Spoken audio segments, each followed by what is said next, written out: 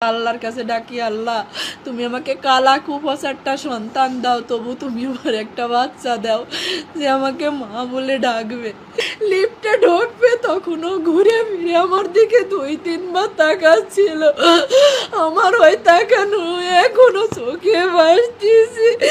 অনেক আল্লাহর কাছ থেকে চেয়ে না সন্তান আমার। আমার যখন বিয়ে হয় আমার ছেলে মেয়ে হতো না, 8-10 বছর ধরে ছেলে মেয়ে হয়নি। অনেক কষ্ট করছি আমি, অনেক কথা শুনছি মানুষের।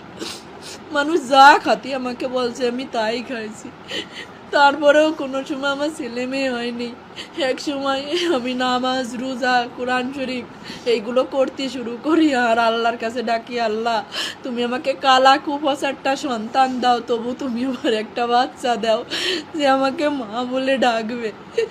ডাক্তার কবিরাজ দেখাতি আমার সিনথিয়া হয়। আমার বিয়ের 9 বছর পরে গিয়ে সিনথিয়ার যখন 4 বছর বয়স, আমার আবার অভাব হয় না, আমি আবার চেষ্টা করি।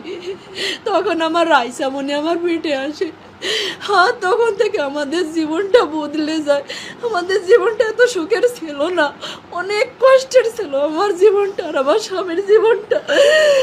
একে তো সন্তান হারা, আমাদের টাকা পয়সার সমস্যা, সব কিছুর সমস্যা ছিল। যখন আমার রাইসা আমার গর্ভে আসে আমার জীবনটাই বদলে যায়। আমার রাইসা যখন জন্ম নেয় তখন ওর আব্বু ব্যবসা শুরু করে। আজ ওর বাবা ব্যবসায়ী, প্রতিষ্ঠিত ব্যবসায়ী, কিন্তু আমার বাকি নাই। আমার লক্ষ্মী মেয়ে বুড়োই গেছে।